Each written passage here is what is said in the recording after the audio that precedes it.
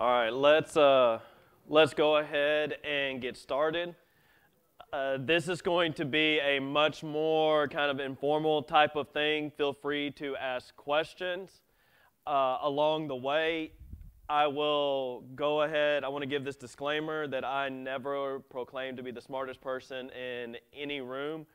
But what I would like to do tonight is help train y'all, give y'all some credence to be able to defend your faith when people ask, why do you believe in God? And you give an answer such as, well, the Bible says so, where they're like, well, I don't believe in the Bible. Then what do you say? And so we're going to talk about how, I'm going to give you 5 different arguments tonight to be able to present your faith to. Every semester, we do what's called a question and answer night with the youth. And one of the questions this time around was, how do we share our faith when our school does not allow it and will expel us if we talk about God? So we talked about some of these arguments that you can present without directly bringing up God to get people to think. And for the record, I told them to share anyways. But what do you got? And that was the question that they asked. Yeah, I don't know and that's why I told them to share anyways. Don't be afraid of what would happen. Share. Because I've been told that the kids can do things, but I'm not supposed to if I'm working, right? Gotcha. So the kids can. That's why I give stuff to them to share. Like it. Yeah, absolutely. Yes, feel free. All right. David, will you open us up in a word of prayer?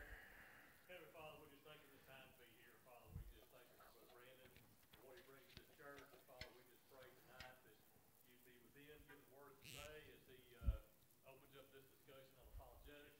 Father, just pray that you would allow each and everyone here to observe what he's presenting, that everyone would just have the boldness that we as Christians are commanded to have, that we would just spread the gospel of Jesus Christ to everyone around us. Father, just give us where we fail, and we ask all this. Amen. Amen. All right, let's get started. All right, let's start off with everybody's favorite, cosmology. All right, now, during this time, while we're talking about cosmology, I want to give a little disclaimer. I am going to, at a few points, reference the Big Bang. Okay, and I know when I say the Big Bang, a lot of people get nervous and think, okay, that's kind of an atheistic viewpoint of the formation of the universe. For me, and the way that I've looked at it and the way that I've been taught, and feel free to disagree with me, but the way that I've been taught and the way that I see the formation of the universe, I don't think that the Big Bang and the Bible are in disagreement with each other. The Big Bang, as it's described, says that 98% of all matter that ever was and ever will be exploded and was formed in a millisecond. That sounds a lot like what would happen if God said, let there be light. All right, in Genesis 1:3. And so when I say things referencing like the Big Bang, know that I am referencing Genesis 1:3, where God said, let there be light, and boom, there was light. All right? So let's talk about cosmology, and let's talk about how to defend your faith, how to present an argument, a case for God from the cosmology standpoint. Now I'm going to give you an argument that's called the Coulomb cosmological argument. Has anybody ever heard of this before? All right, it's been a while. Okay, all right. The Coulomb cosmological argument. Now, this argument was formed by a man named Al-Ghazi, all right, who was not a believer, but as he looked at the universe and as he began to study the universe, he noticed some things. All right, and so what we know, let's talk about this. Step 1.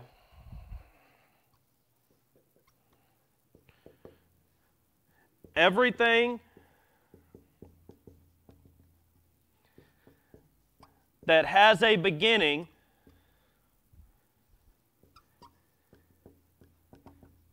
has a cause. All right, logic will tell us this. that everything that has a beginning has a cause. We're not sitting in here tonight afraid that a horse is going to spontaneously appear out of nowhere, right? Like that is not something that is kind of on a fear of ours, because we know that everything that has a beginning has a cause. Every single person sitting in this room had parents. Every single thing that we are sitting in this room had a creator. It began at some point, and it was caused by something. All right, so everything that has a beginning has a cause. So step 2.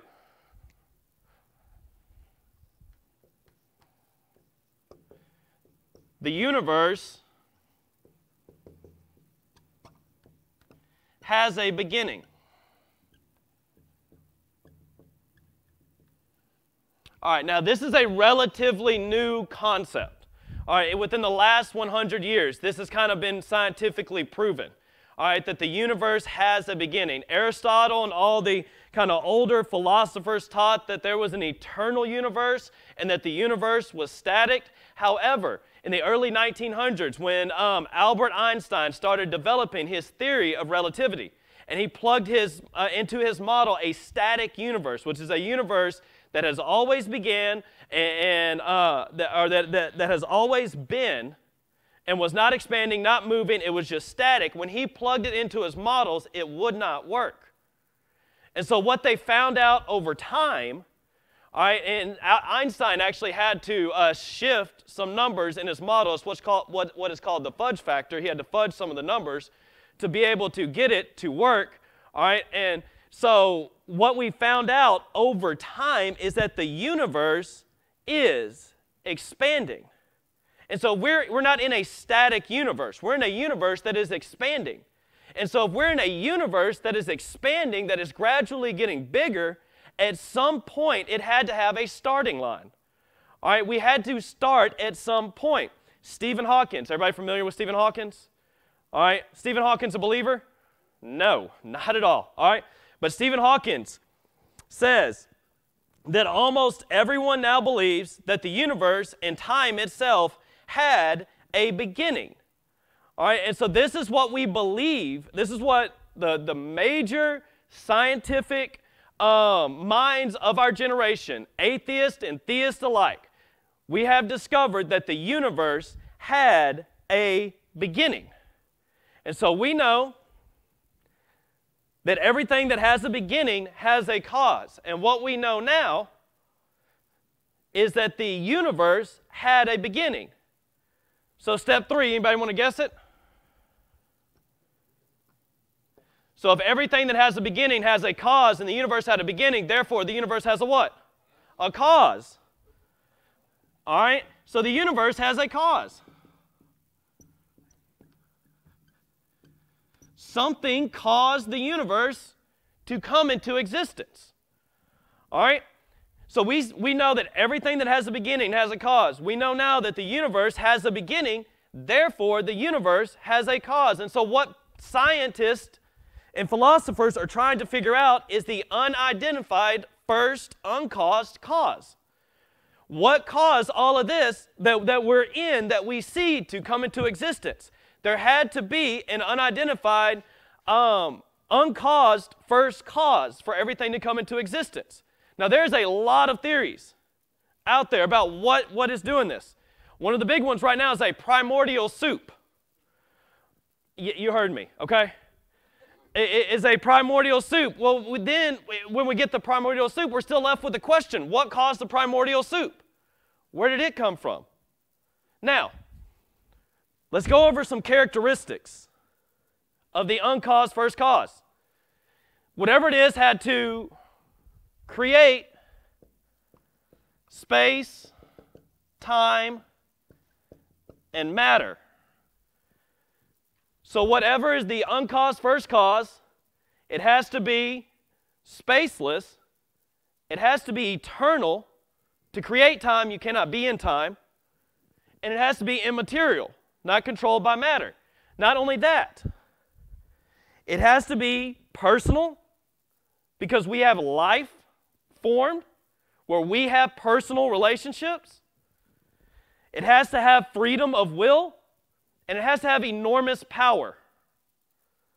So what we're trying to identify, the first uncaused first cause, is something or someone who is spaceless, eternal, immaterial, personal, all-powerful, and has its own will.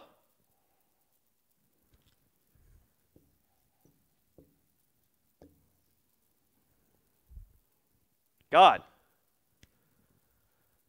The uncaused first cause.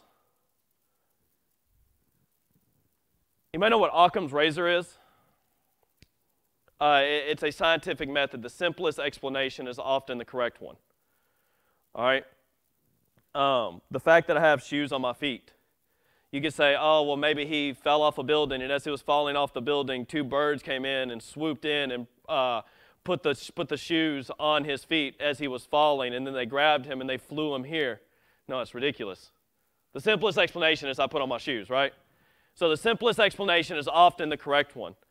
The first argument that we present is through cosmology, is that we could say the Kalam cosmological argument, that everything that has a beginning has a cause. All right, the universe has a beginning, therefore the universe has a cause. And whatever caused the universe to happen has to be spaceless, eternal, all-powerful, immaterial, and personal. And so you can present this argument to somebody and say, we as Christians, I mean, God fits this description to a T. If it's not God, then what is it? What do you think caused the universe to come into existence? And so that's the first argument. Does anybody have any questions over this? You're talking study, cosmos, study of space. All right. Anybody else have any questions? That is an excellent question, Brother Tracy. I should have started with that. All right, so that's first argument that you're able to present to somebody of how to defend your faith. All right, it's through cosmology. It's through what's called the Kalam cosmological argument.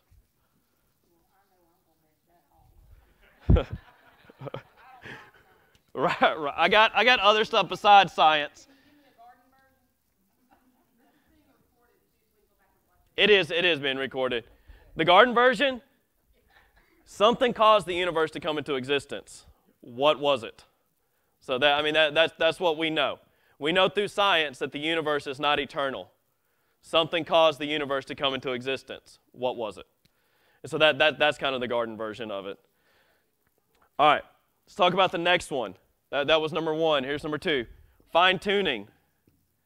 So not only did our universe explode into existence, our universe somehow exploded into existence and was perfectly tuned exactly where it's supposed to be. All right, so not only do we have a universe that was created, we have a universe that was created and fine-tuned. You ever seen a kid make a mess? I'm sure you never have. I'm sure it's only my children. All right? But if you've ever seen a kid make a mess, there's just stuff everywhere. And it's obvious that something caused that to happen. All right? But it's one thing to see a mess that a child has made and then to go into like the cockpit of a jet and look and see all the dials and see everything that has been tuned just to where it needs to be able to fly.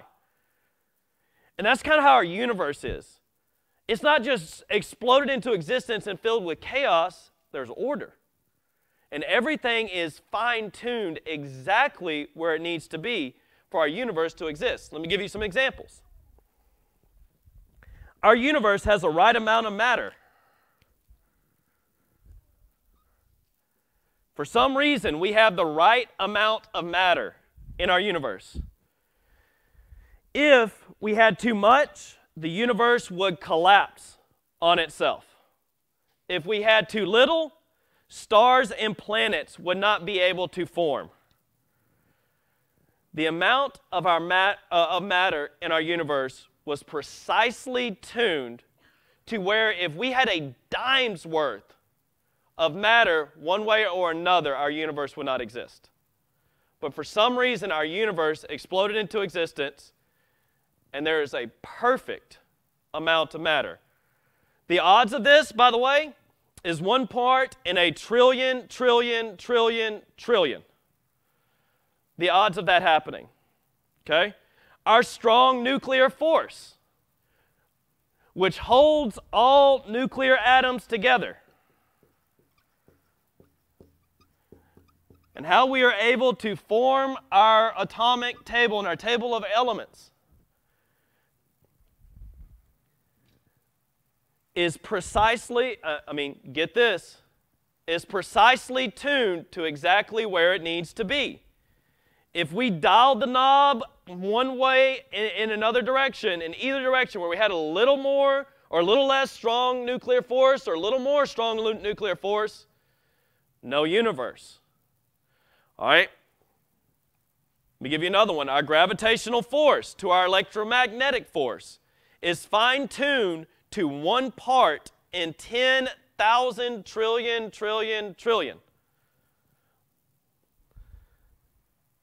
I keep saying these numbers. Let me give you an example of what this looks like, okay?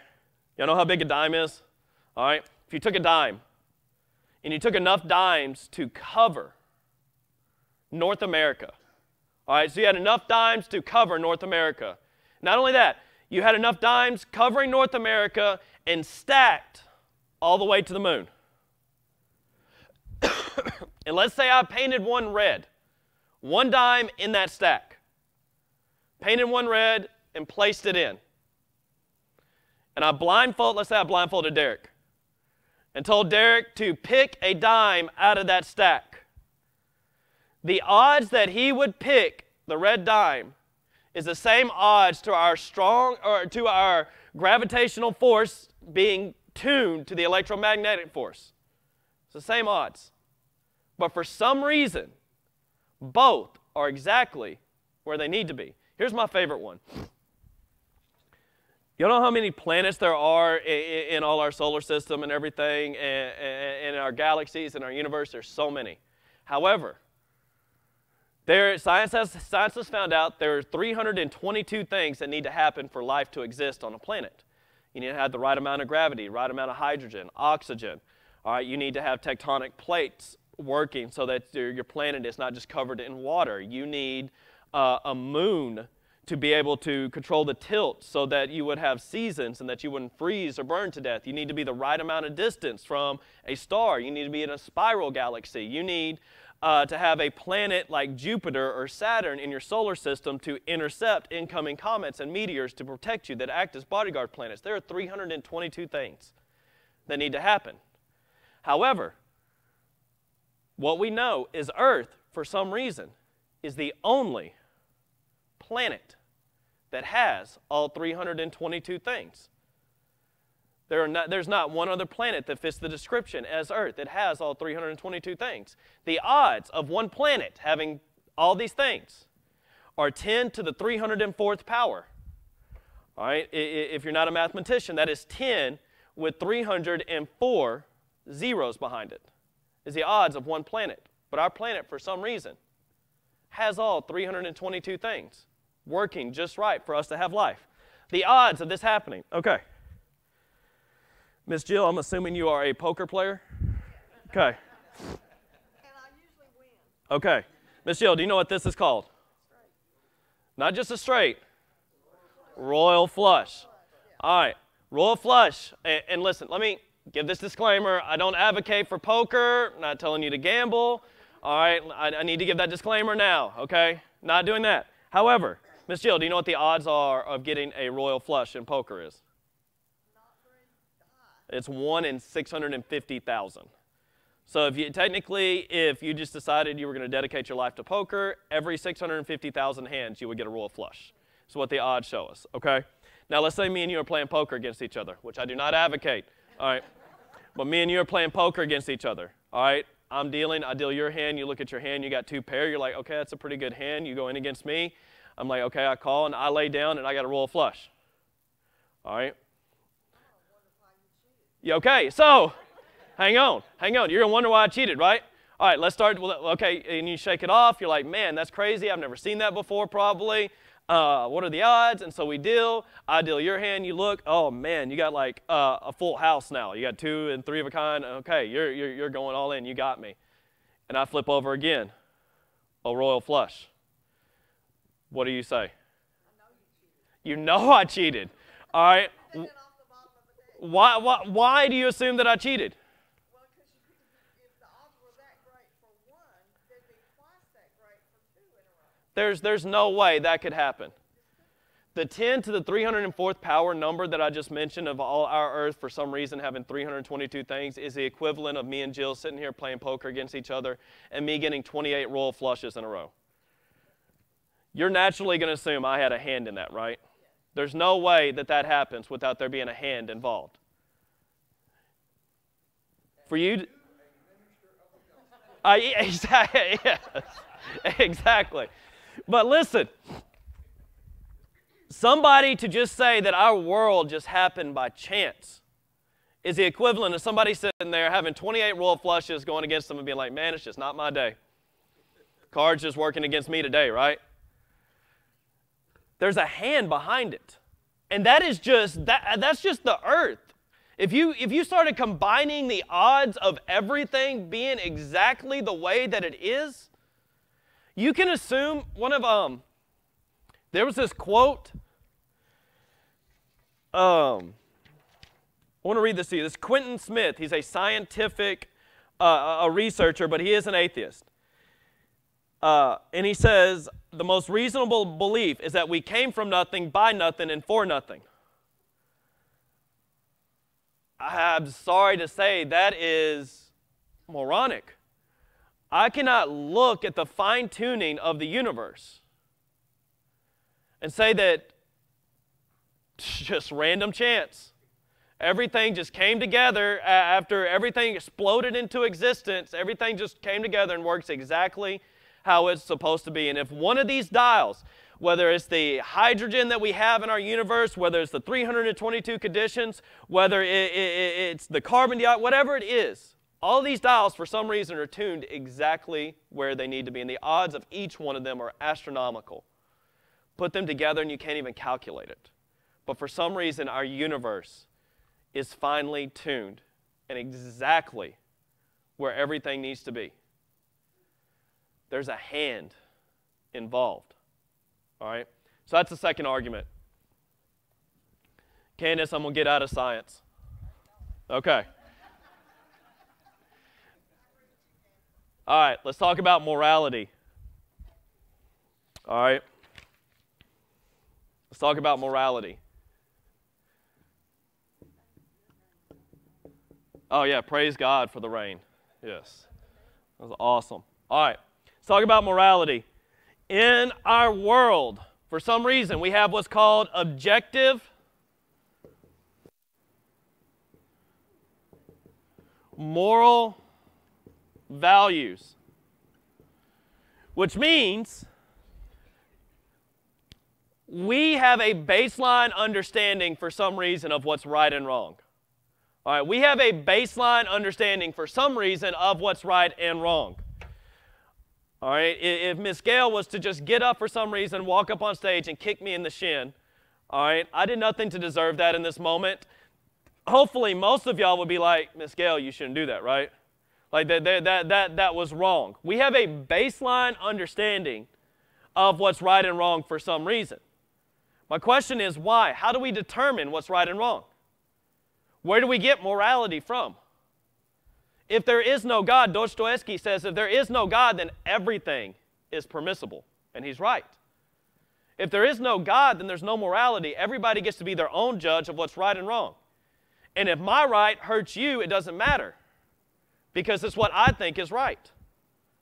But we do have, for some reason, objective moral values where we get that something is right or wrong. We as Christians, we have a standard, and it's the Bible that we go by. An atheist, not that an atheist can't live a moral life, but they have no standard of what's right and wrong. It is literally just what's best for them. If we take, and the extreme example of this is the Holocaust.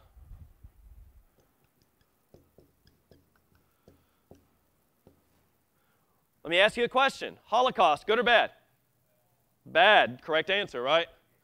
All right, you have passed Morality 101. All right, Holocaust was bad. My question is why? Because I can argue from a German standpoint that they thought they were doing what was right. So why do we look back in history and say that the slaughtering of 6 million Jews through horrific ways was evil? Like, where do we get a standard for evil from? Where do we get a standard for good from? From God. If there is no God, then everything is permissible. But there is a God, and even atheists know, and this is a hard argument for an atheist to stand on. When you start talking to them about what's right and wrong, and you can ask them, I've had this conversation, was the Holocaust objectively evil? And they literally have to say no, because there's no reason for them to stand on.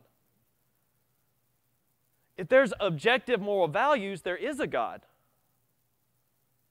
Because that means that we have an intrinsic knowledge of good and evil. And that there is a standard of good and evil. We are not our own gods. We have a standard. So we can look to morality, and we can look to a horrible event like the Holocaust. And we could say that was bad. That was evil. And we can say from our own knowledge of God that we know God and we know His Word, and we can say that's evil. If there is no God, then everything is permissible, and that necessarily wasn't bad. But there is a God, and that was evil. And we have a standard. All right, so the fact that there is morality in our universe points to God. All right, let's get to a really fun one.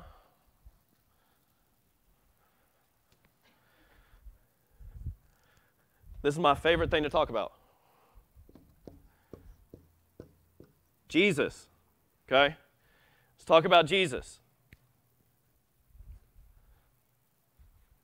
Somebody, and I've yet to receive a good answer for this one. Somebody has got to explain to me why this guy who never led an army, had 12 followers who all eventually, for the most part, ran from him, who was a carpenter, who was crucified in the Middle East, in the armpit of the Middle East, right? Who was crucified on a Roman cross. The Roman government did everything they could to erase these guys from history. Why is this guy then the center point of all human civilization? Like, why is this guy the most popular person in the history of history? I mean, yes, that is, yeah. He was God in the flesh. I've told y'all the story before about the time I dropped the big rock off the bridge, all right? And I could still see the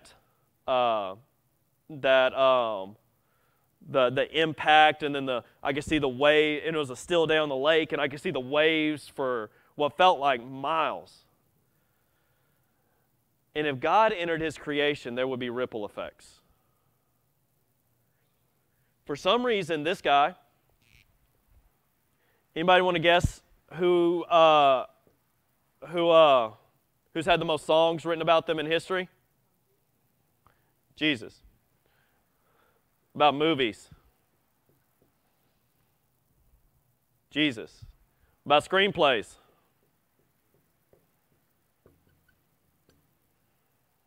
Books?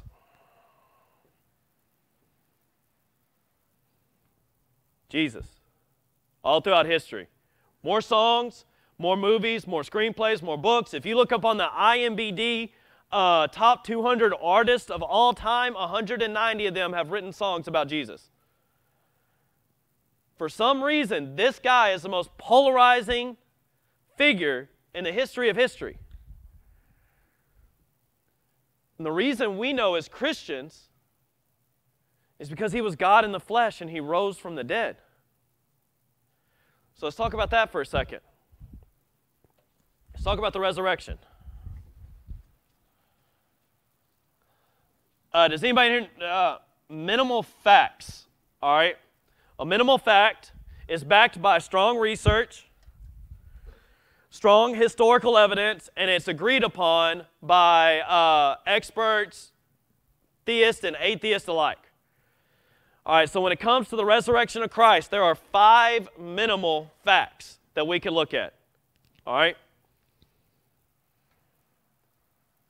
The first is Jesus died on the cross. First is Jesus died on the cross. Believe it or not, there are people who will debate you and say that Jesus did not actually die on the cross, that he somehow survived the beatings, the whipping, the crucifixion, all right, and that he didn't actually die, he just passed out and later he recovered. All right. I want to read y'all a few quotes. This is John Dominic Crossan, who's an extreme liberal. That he was crucified is as sure as anything historical ever can be. Skeptic James Tabor says, I think we need have no doubt that given Jesus' execution by Roman crucifixion, he was truly dead. Gerd Luderman, who's an atheist, New Testament critic, and Bart Ehrman, who's an agnostic, called the crucifixion an indisputable fact. All right, so we know throughout history that Jesus actually died on the cross. It's our first minimal fact. Next thing we know, Jesus' followers believed they saw him risen. All right, so that's our second minimal fact. Jesus' followers believed that they saw him risen. All right, you have, somebody look up 1 Corinthians 15:11 for me. I believe is the verse. 1 Corinthians 15:11.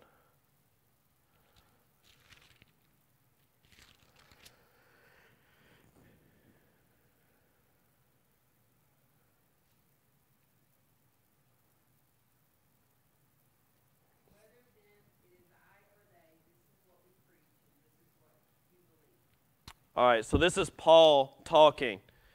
And Paul, in this section in 1 Corinthians 15, is reciting a early church creed. People have traced the authorship of this creed back to within 10 years of Jesus' death on the cross. All right, and he's going to tell us that in this, that Jesus appeared to more than 500 brothers at one time, most of whom are still alive. He is telling people in this letter, hey, he appeared to over 500 people. Go ask them.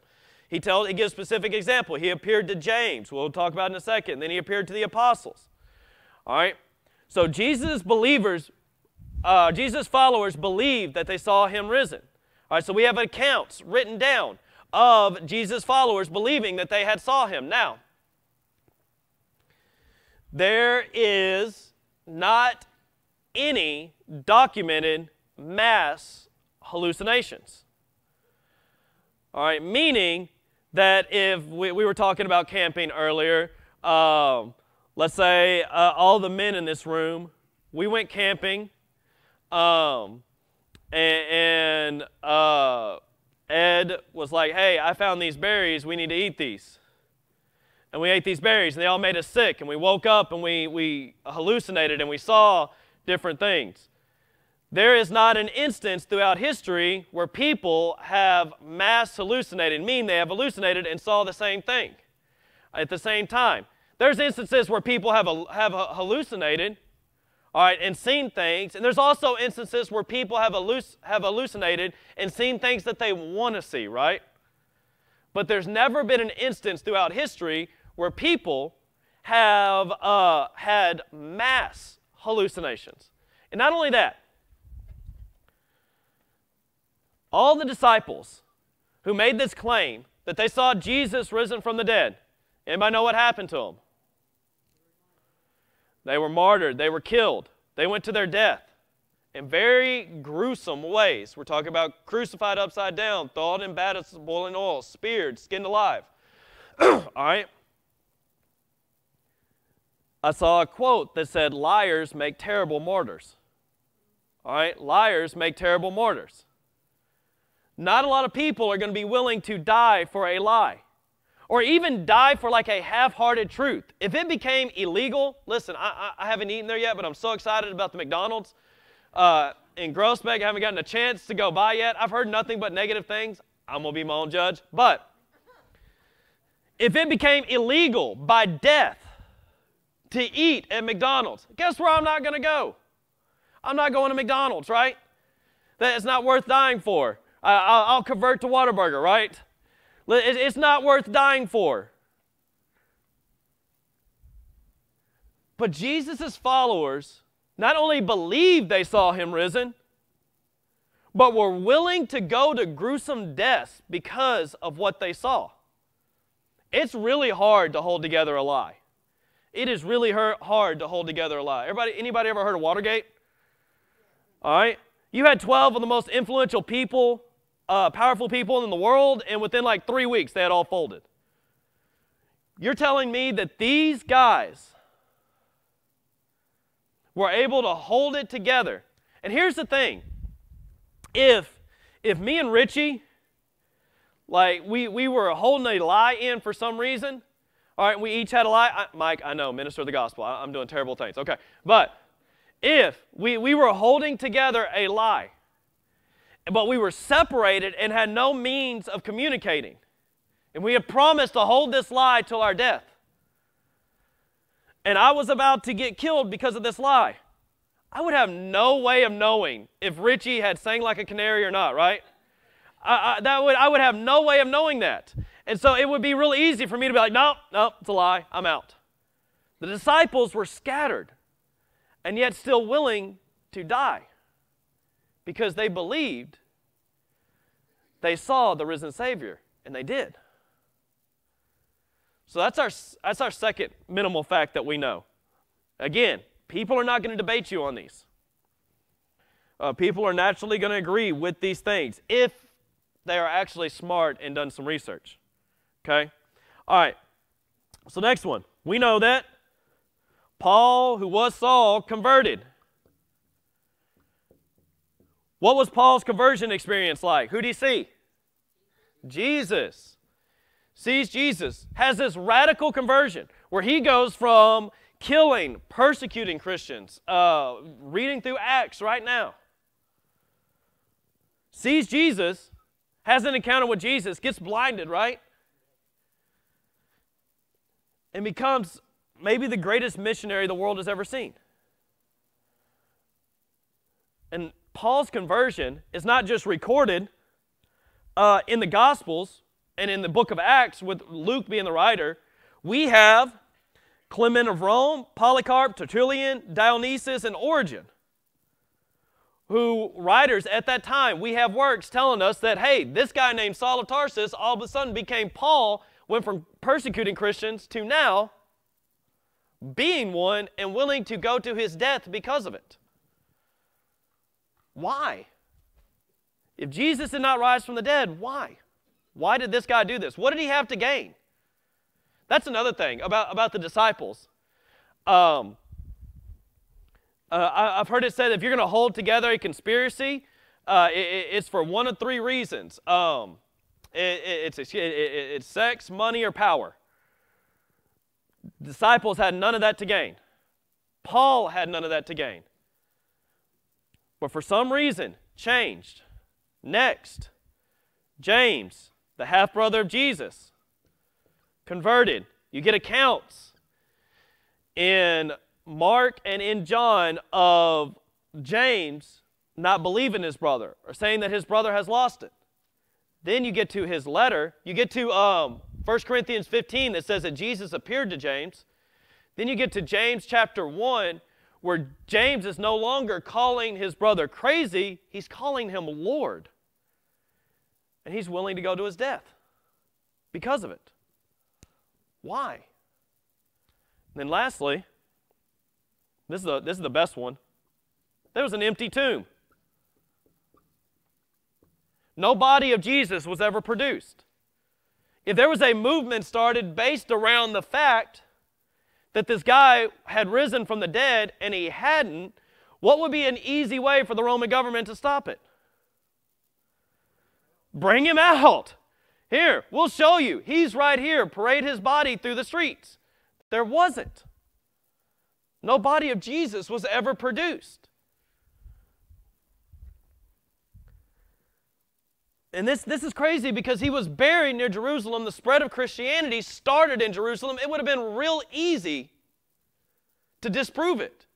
But instead, you have what's called enemy attestation, which means that they were making up theories. What's the theory? What did they say? The disciples did what? Stole his body. Ain't nothing that I read in Scripture about the disciples pre-resurrection that tells me that they had any kind of anything to be able to sneak one past the Roman government, steal that body, and conceal it. All right? And not only that, who were the people to discover the empty tomb? Women. Let me just say, if you're going to make up a story, 33 AD, and you want some credibility to your story, and every woman in this room, I apologize, but you're not having women discover the tomb. Why? They didn't have any credit or clout back then. So why is it written that the women were the first ones to discover the tomb? Because it's the truth. Because they were. They were. So this is what we know. This is what we know about the resurrection. All right? We know that Jesus died on the cross. We know that Jesus' followers believed they saw him risen. We know that Paul converted. We know that James converted. And we know that the tomb was empty. So if we look at these 5 minimal facts, what's the explanation? There's two roads you can take. Jesus rose from the dead. Jesus did not rise from the dead. All right, there's 2 roads that you can take. Candace, come here. All right. Candace, all right, you're going hiking, okay? You got 2 trails. All right, there's trail number 1 over there. Here's trail number 2 over there. All right. So, this is trail number 2, all right? This is a trail where Jesus did not rise from the dead, all right? And on this trail, you got a lot of hurdles to get over, all right? Because in this one, you got to explain, okay, maybe Jesus did not actually die on the cross. All right, that's a hurdle, all right? Or Jesus' followers, they all mass hallucinated. All 550 of them, for the first time in history, it happened, all right? And Jesus' followers held together a lie and was willing to suffer and die for a lie. And then Paul, another hurdle you got to get over is Paul, for some reason, decided he would join in the fun. All right, and he would suffer and die as well. James, he did the same thing. And that these knucklehead disciples who were fishermen and tax collectors overthrew the Roman government and were able to steal the body, hide it, conceal it, and spread this lie, and eventually died because of it. Those are all the hurdles you got to get over on this trail, okay? Okay. There's a hurdle over here. This trail is not hurdleless, okay? There's one big hurdle you got to get over on this one. And a lot of people can't get over it. All right, this is where a lot of people, for me, they'll get hung up. On this trail, there's one hurdle, and it's you got to be able to believe in the supernatural. You got to be able to believe that supernatural things are possible. It's the only hurdle you got to get over on this trail. All right, which trail are you taking? That one, right? That just seems the easiest trail for you to take. Is that supernatural things are possible. Is that the easiest explanation, Occam's razor, the simplest explanation is often the correct one. Jesus, most famous person in history of history, he rose from the dead because he was God in the flesh. All right, and that's the hurdle you got to get over on this side, that supernatural things are possible. But once you're past that, smooth sailing. All right, thank you for going on that hike. All right, so that is the fourth one, okay? And we got one more. All right, and this one's fun to talk about. Go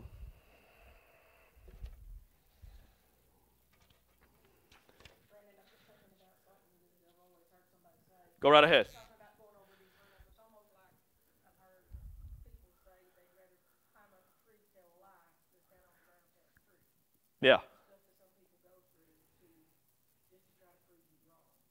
Yeah, and you got, like I said, there's a lot of hurdles that somebody who denies that Jesus rose from the dead has to get over on that side. It's a whole lot easier to walk down this road to say, I believe supernatural things are possible. I believe God exists. Yes. Yeah, and so that, like I said, that is if you want to share your faith with somebody and give them some concrete evidence I love that one. I love using that one. All right. Here's a fun one. This is pretty simple. Personal experiences. All right, so this is your testimony. All right, what you've seen God do to you.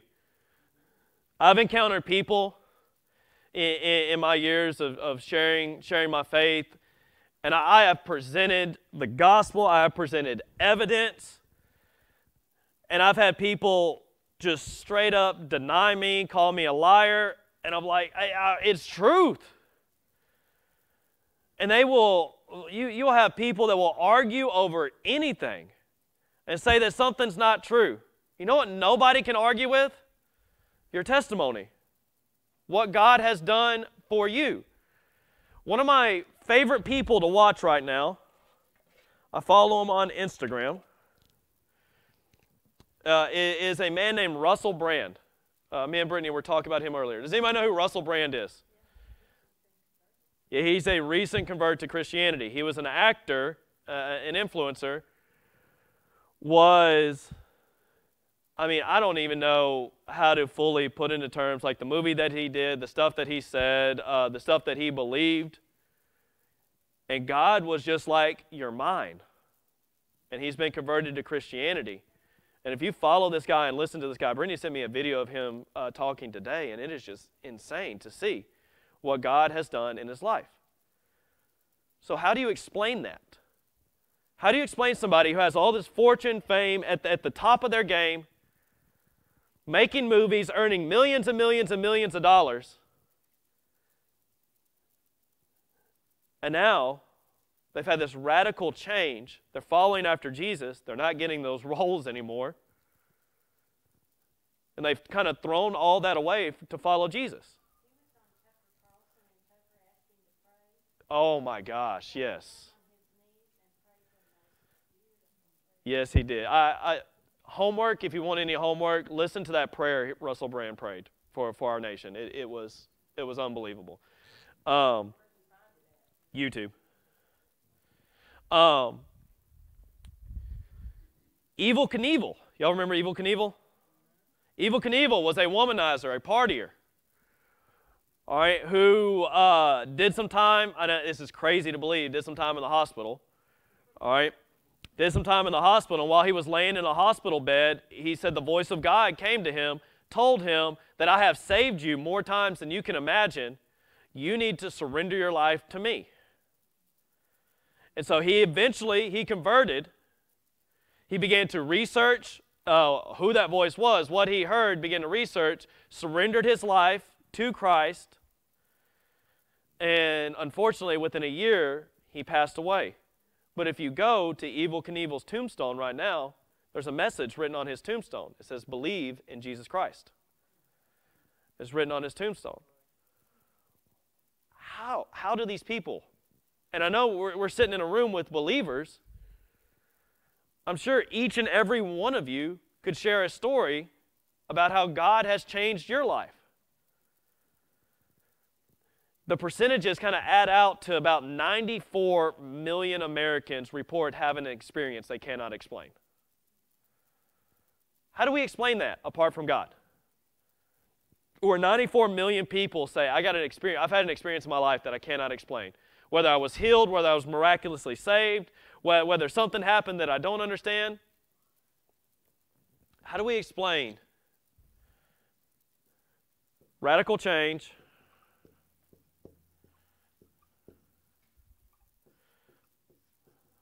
unexplainable experiences? And here's a crazy thing that Christians go through. I'm going to go biblical. Peace that surpasses understanding.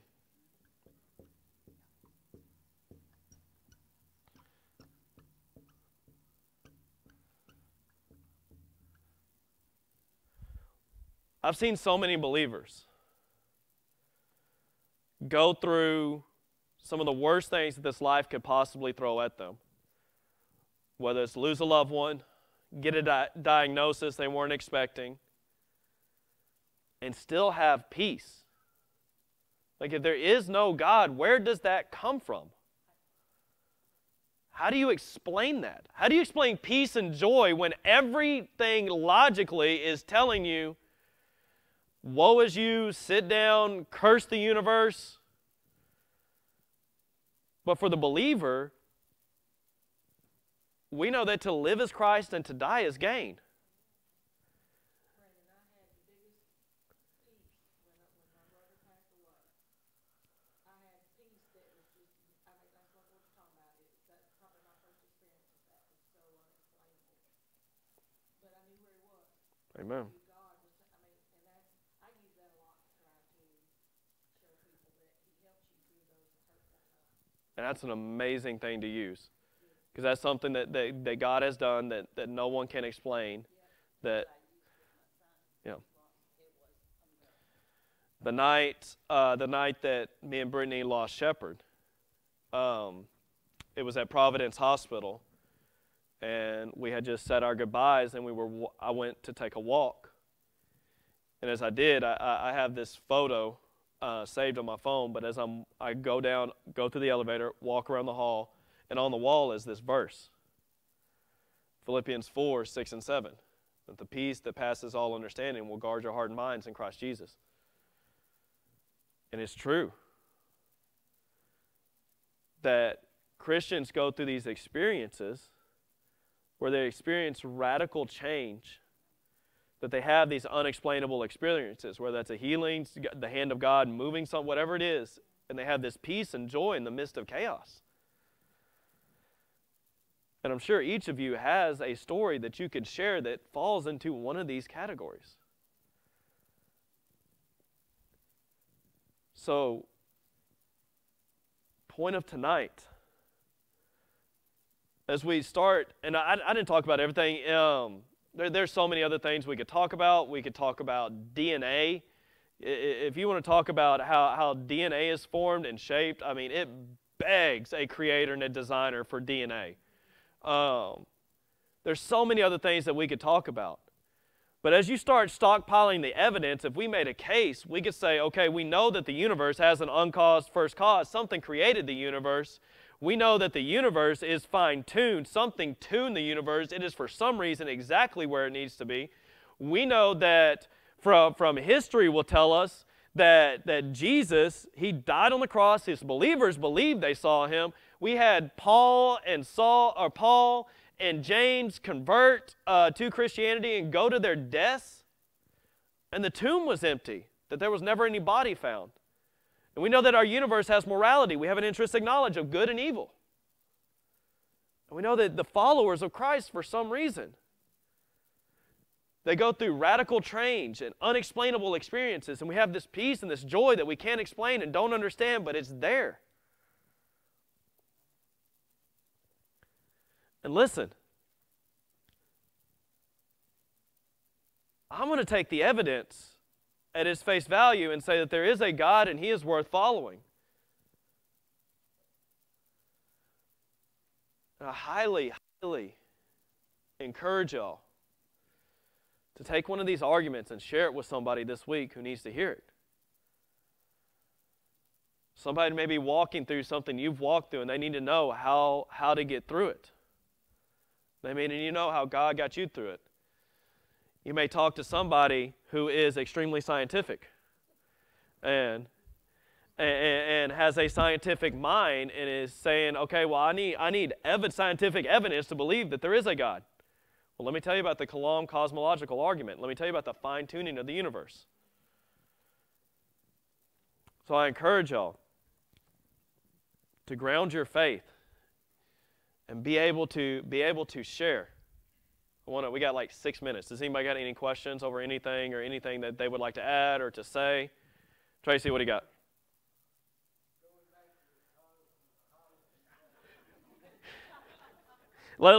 Cosmology. we get it with cosmetology. Gail, I'll let you lead that, okay? Go ahead. You made a statement that the Big Bang Theory, 98% of all matter was created instantly. Yes. What happened to the 2%? Formed over time. What was the result of forming over time? You're talking about planets that has formed due to supernovas and stuff like that. So you had stuff that was formed over time in that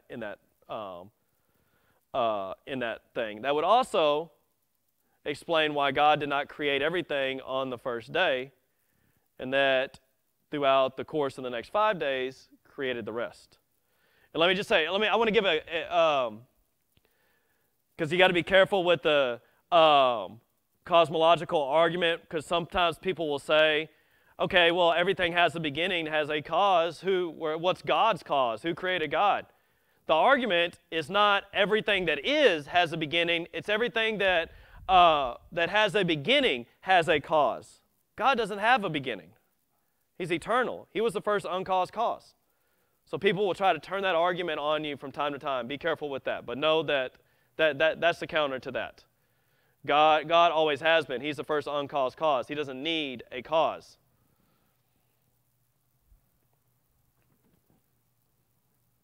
Mike, I'm sorry. Step back on that. All right, does anybody else have any questions? All right, Mike, will you dismiss us in prayer? Father, thank you for bringing us together in your house tonight. I'm just so thankful to be able to do this, to be able to gather in a room of like-minded believers to learn about you, Father, and to have those arguments ready to roll when we step out into the world. I just ask that you can give us all the strength and courage to do.